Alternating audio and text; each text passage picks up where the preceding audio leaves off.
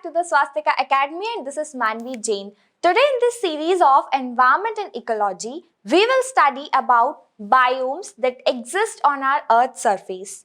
There are different kinds of biomes which are differentiate according to their climate, vegetation, lifestyle and much more factors that affect that life. So, first of all, this is the division of biome. You can see in this map. यहाँ पे हम देख सकते हैं कि कितने सारे छोटे बड़े बायोम्स जो हैं वो अर्थ पे अलग अलग क्लाइमेटिक जोन्स में डिफर करते हैं. अब बायोम्स एग्जैक्टली क्या होते हैं, किस बायोम में किस तरह की लाइफस्टाइल होती है, वेजिटेशन होता है, ये सब हम एक एक करके डिटेल में समझेंगे. सबसे पहले बायोम्स होता क्या है, तो अर्थ जो है उसे हमने छोटे छोटे डिविजन्स में डिवाइड किया. On which basis? On the basis of vegetation, soil type, climate, temperature, rainfall, जिसके अकॉर्डिंग वहां का जो ट्रीज है, एनिमल्स है, ह्यूमन लाइफ है वो सस्टेन करती है. तो उन डिविजन्स को हमने नाम दिया बायोम्स. क्योंकि ये बायोस्फीयर से रिलेटेड है इसीलिए हमने उसे बायोम नाम दिया. ओके, फिर हम देखते हैं सबसे पहले जो हम स्टडी करने वाले हैं वो है टुंड्रा बायोम. तो टुंड्रा बायोम कहाँ पे है और किस तरह की लाइफ वहां पे होती है, वेजिटेशन वहां पे होता है, ये हम देखते हैं. तो टुंड्रा बायोम जो है वो northern and southern most regions of the world में पाया जाता है, जो कि आइस बाउंड है कंप्लीटली. हमें पता है जैसे ही हम अर्थ पे 0 डिग्री से 90 डिग्री यानी पोल्स के टुवर्ड्स जाते हैं तो टेम्परेचर जो है वो कम होता जाता है और जो हमारे पोलर सरफेसेस हैं, नॉर्थ और साउथ पोल्स हैं, वो टोटली आइस बाउंड सरफेसेस हैं. तो ऐसे रीजन्स को हमने नाम दिया टुंड्रा बायोम.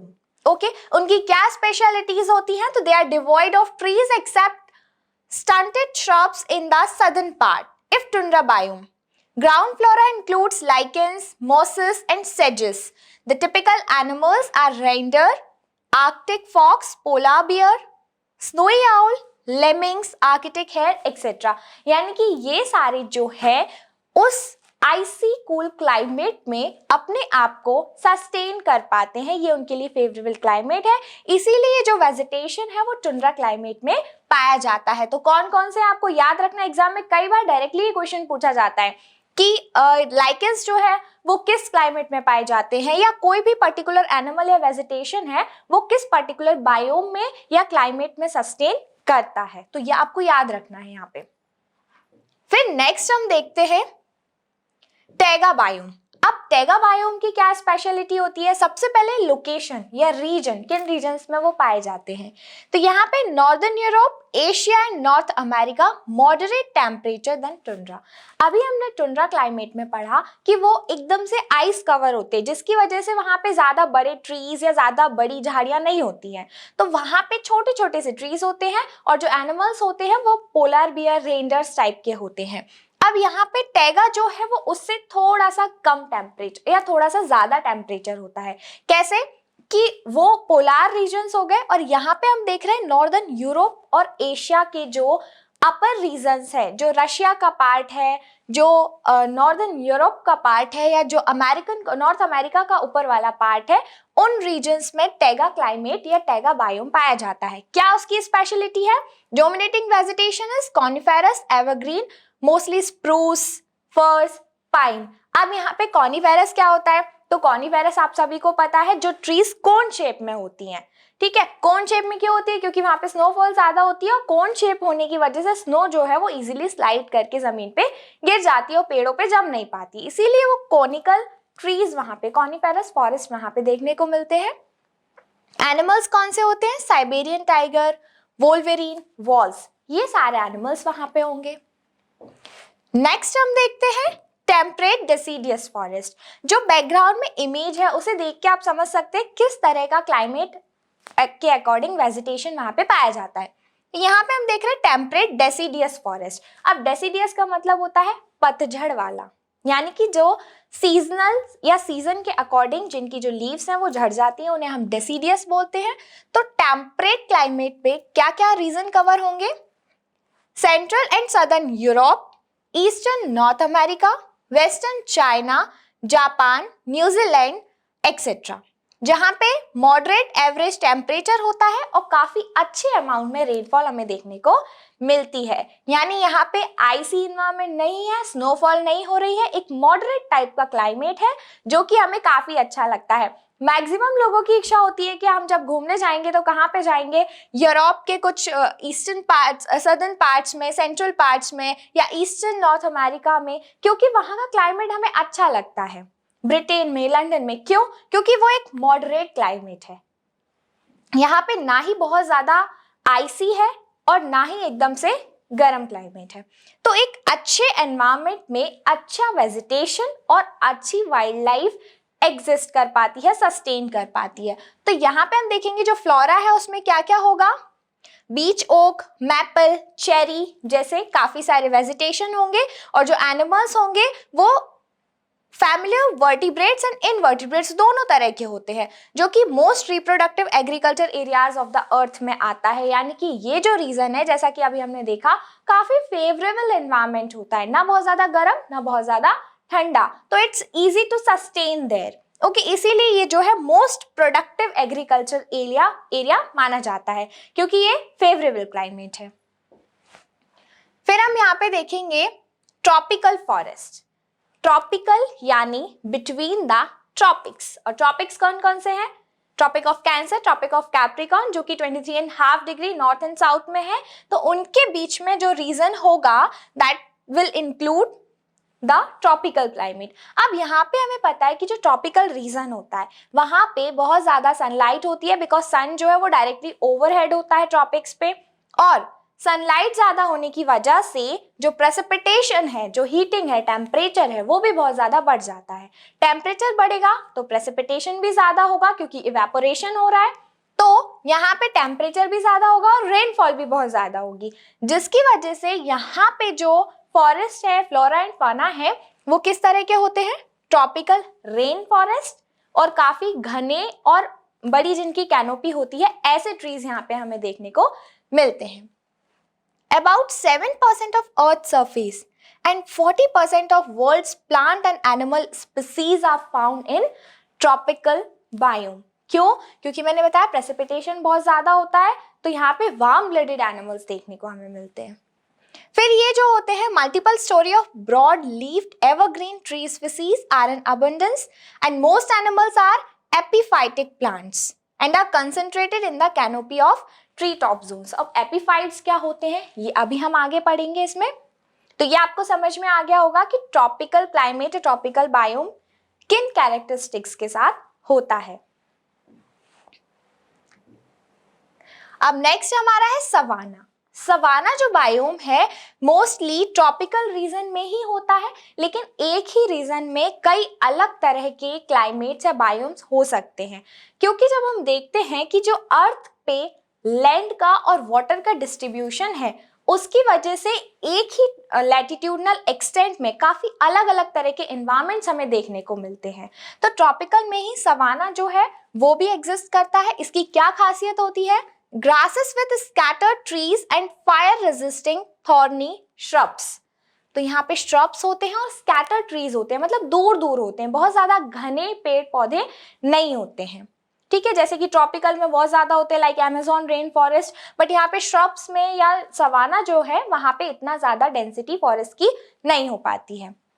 यहाँ पे एनिमल्स को हम देखें तो बफेलो, जेब्रा, एलिफेंट्स, राइनो, ये सारे जो है वो मेन यहाँ पे एनिमल्स पाए जाते हैं। कौन से रीजन में? सवाना में। रिमेंबर दिस, बहुत ही इंपॉर्टेंट टॉपिक है ये, exactly as it is paper में क्वेश्चंस आ जाते हैं कि किस क्लाइमेट में किस तरह के फ्लोरा या फौना की स्पीसीज पाई जाती हैं। ठीक है, तो ध्यान रखना है आपको। फिर हम नेक्स्ट देखते हैं ग्रासलैंड्स। अब ग्रासलैंड्स तो अपने नाम से ही क्लियर है, जहां पे बहुत ज्यादा ग्रास होगी। ठीक है, तो अब ग्रासलैंड्स में किन एरियाज में होते हैं? नॉर्थ अमेरिका, यूक्रेन और temperate conditions with low rainfall. अब यहाँ पे टेम्परेट कंडीशंस हो गई, टेम्परेट यानी कि मॉडरेट कंडीशन, ठीक है, विथ लो रेनफॉल, और रेनफॉल भी यहाँ पे कम होगी जो कि ट्रॉपिकल में काफी ज्यादा थी। ठीक है, तो किस तरह के यहाँ पे कैरेक्टरिस्टिक्स होंगे? Grasses dominate the vegetation. तो यहाँ पे कई अलग अलग तरीके का वेजिटेशन नहीं होता है, बहुत सारे पेड़ पौधे या स्पीसीज नहीं होती है, मेनली जो डोमिनेट करता है वो होते हैं ग्रासेस। इमेज में आप देख सकते हैं, ठीक है। ग्रासलैंड्स तो वैसे भी क्लियर है। यहाँ पे जो फौना है वो कौन कौन से होंगे, हर्बीवोर्स ज्यादा होते हैं। अब देखिए, कोई भी क्लाइमेट या कोई भी वेजिटेशन वो अपने इकोसिस्टम को कैसे साथ में लेके चलता है। यहाँ पे हमने देखा कि ग्रासेस ज्यादा है, तो यहाँ पे जो फौना है या जो एनिमल्स हैं वो कैसे हैं, हर्बीवोर्स है। क्यों? क्योंकि वहां पे जो अबंडेंस में फूड स्टफ है वो क्या है, ग्रास है, इसीलिए वो हर्बीवोर्स है।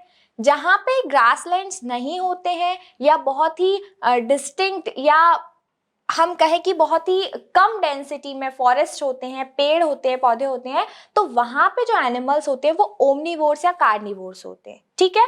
तो इकोसिस्टम एक दूसरे से इंटरकनेक्टेड और इंटरडिपेंडेंट इस तरह से होता है। वहां के क्लाइमेट, वहां के वेजिटेशन ने वहां के फौना को अपने आप प्रभावित किया है, ठीक है। हमें अलग से अपनी हैबिट बनाने की जरूरत नहीं होती है, जो अवेलेबिलिटी होती है उसके अकॉर्डिंग हमारे जो हैबिट्स होते हैं वो इनकलकेट होते हैं।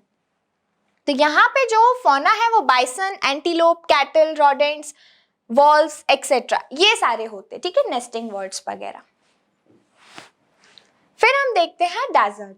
डेजर्ट सभी को पता है, लेकिन इसके रीजन्स क्या क्या होंगे, continental interiors with very low and sporadic rainfall, बहुत ही कम अमाउंट में रेनफॉल होती है, इसीलिए डेजर्ट होते हैं, इसीलिए रेगिस्तान की भूमि बनती है।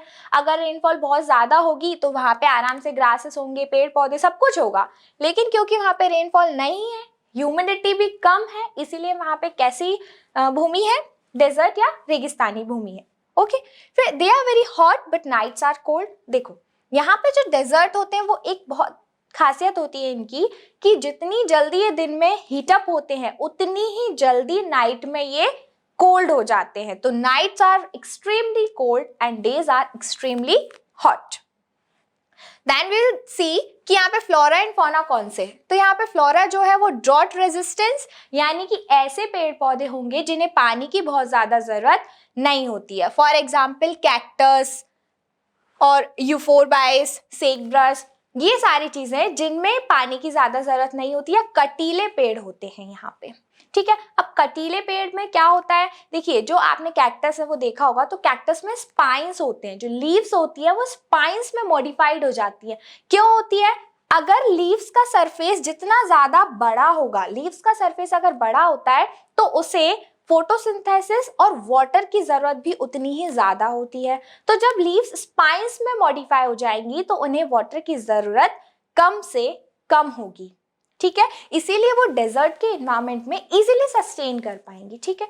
फिर यहाँ पे हम देखते हैं fauna, reptiles, small mammals and birds. अब हम यहाँ पे देखेंगे एक्वेटिक जोन्स क्या होते हैं। तो जो एक्वेटिक सिस्टम्स हैं उन्हें हम बायोम्स में कवर नहीं करते हैं, क्योंकि बायोम्स जो हमने पढ़े वहां पे हम देखते हैं कि वो क्लाइमेट के अकॉर्डिंग डिफर कर रहे हैं, क्लाइमेट और टेम्परेचर। लेकिन जो एक्वेटिक जोन्स होते हैं वहां पे हम देखेंगे वो वाटर के क्लाइमेट, वाटर के टेम्परेचर और वहां की जो distinct plant life, animal life होती है, यूफोटिक जोन्स होते हैं, एफोटिक जोन्स होते हैं, उन पे हाईली डिपेंड करते हैं, यानी कि क्लाइमेट पे डिपेंड नहीं कर रहे हैं, डेप्थ और टेम्परेचर के अकॉर्डिंग डिफर करते हैं। तो यहाँ पे जब हम एक्वेटिक जोन्स की बात कर रहे हैं तो they are not called biomes, they are relatively distinct with plant and animal life.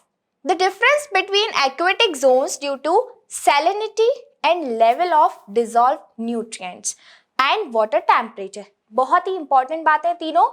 क्या क्या हमने देखा, salinity, level of dissolve nutrients and water temperature, इन तीनों चीजों पे बेसिकली जो एक्वेटिक लाइफ है वो हाईली डिपेंड करती है। यहाँ पे आप इमेज में देख सकते हैं, लिटोरल जोन है, पेलाजिक जोन है, ओपन वाटर जोन या फोटिक जोन है। फोटिक जोन मतलब जहां तक पानी में लाइट जा रही है, तो जहां तक लाइट जाती है वहां तक फोटिक जोन होता है और वहीं पे सबसे ज्यादा स्पीसीज सस्टेन करती है। जैसे जैसे हम वाटर की डेप्थ में जाते जाएंगे, लाइट, सनलाइट कम होती जाएगी और वो एफोटिक जोन में कन्वर्ट होता जाएगा। कंप्लीटली हम ये चीज आगे लेक्चर्स में कवर करेंगे, एक्वेटिक लाइफ या जो जोन्स होते हैं वाटर में वो कैसे होते हैं। अभी हम बेसिक यहाँ पे डिस्कस कर रहे हैं। ये देखिए, इस इमेज में आपको समझ में आएगा किस तरह से वाटर में टेम्परेचर के साथ और डेप्थ के साथ जो एक्वेटिक लाइफ है, जो स्पीसीज है वो डिफर करती हैं, कहाँ पे कौन सी चीजें पाई जाती हैं। जैसे कि अगर हम कोराल्स की बात करें तो वो एफोटिक जोन में नहीं होंगे, सिर्फ यूफोटिक जोन में होंगे और बहुत ही कम डेप्थ में होते हैं। जो कॉन्टिनेंटल शेल्फ होता है वहीं पे ये पाए जाते हैं। लेकिन अगर हम फिशेस की बात करें तो फिशेस में भी अलग अलग तरह की फिशेस होती हैं। जितने डीप में हम जाएंगे तो देखो फिश भी एकदम से चपटी होती जाती है। कैसे? हम जितने अंदर जाते हैं तो वाटर में प्रेशर क्रिएट होता जाता है, ठीक है। अब जैसे जैसे प्रेशर क्रिएट होता है तो उनकी बॉडी पे प्रेशर पड़ता है और उनका जो शेप होता है वो अपने आप ही एकदम से पतला चपटा हो जाता है। तो इस तरह से जो एक्वेटिक लाइफ है वो अलग अलग तरीके से अलग अलग टेम्परेचर पे डिपेंड करती है। यहाँ पे आप फाइटोप्लैंक्टन्स देखेंगे, ज़ूप्लैंक्टन देखेंगे, शार्क देखेंगे, ऑक्टोपस देखेंगे, सभी एक अलग अलग डेप्थ में है, उनका अपना एक निच है या हैबिटेट है। तो एक्वेटिक जोन्स जो है वो बायोम से काफी डिफरेंट होते हैं। फिर हम देखते हैं एपीफाइट्स, जो हमने स्लाइड्स में देखा था बीच में। तो एपीफाइट्स क्या होते हैं? They are the plants that live perched on sturdier plants. यहाँ आप इमेज में इजीली समझ सकते हैं, कोई जरूरत नहीं डेफिनेशन को याद करने की। जब कंसेप्ट क्लियर होता है तो डेफिनेशन अपने आप बन जाती है। तो यहाँ पे आप देखेंगे एक कोई ट्री है, उस ट्री में से एक छोटा सा प्लांट अलग से निकल रहा है। तो अब ये जो प्लांट है ये इस ट्री पर डिपेंडेंट नहीं है, बल्कि उसने सिर्फ अपना बेस या अपना हैबिटेट या अपना निच बनाने के लिए उसका सपोर्ट लिया।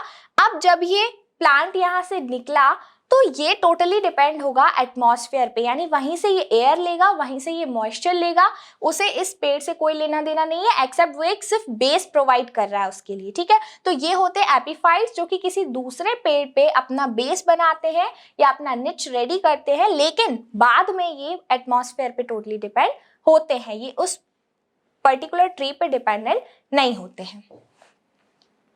फिर हम यहाँ पे देखते हैं एक्वेटिक इकोसिस्टम जो है वो भी काफी सारे पार्ट्स में डिवाइड होता है। तो फर्स्ट हमारा है फ्रेश वाटर इकोसिस्टम।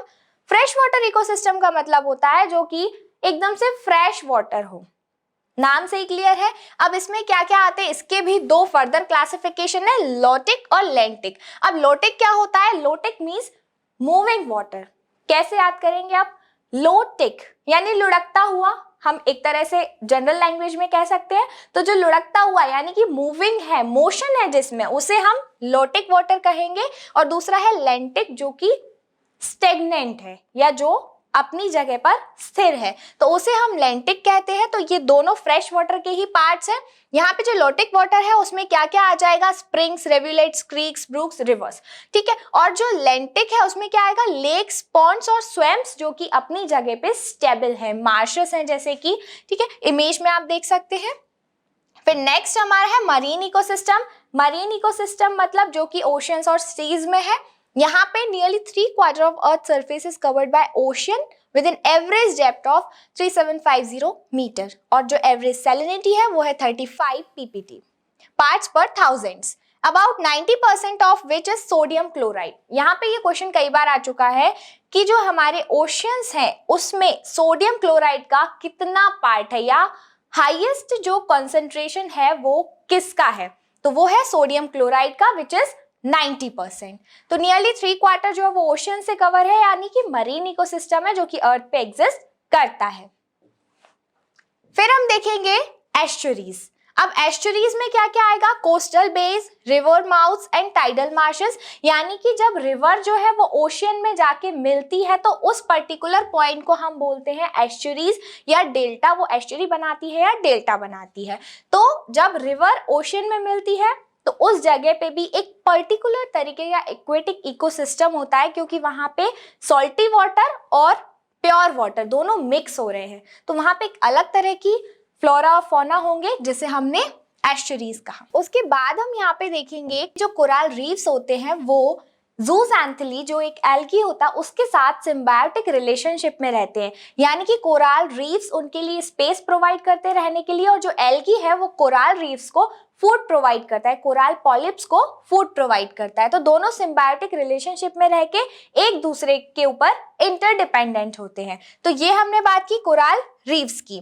फिर हम देखते हैं यहाँ पे मैंग्रोव्स। तो मैंग्रोव्स क्या होते हैं? जो कि दलदली भूमि में रहते हैं, यानी कि आप देखेंगे जो भी एस्चुरीज होते हैं, डेल्टास होते हैं, उस जगह पे मैंग्रोव्स भी बन जाते हैं। जैसे कि सुंदरबन डेल्टा है, वहां पे मैंग्रोव फॉरेस्ट है। इनकी जो रूट्स होती है वो पानी के बहुत अंदर तक होती हैं, जिन्हें एरियल रूट्स भी कहते हैं, क्योंकि ऑक्सीजन लेने के लिए उन्हें बहुत डीप वाटर में जाना पड़ता है और वो काफी बड़ी होती जाती है।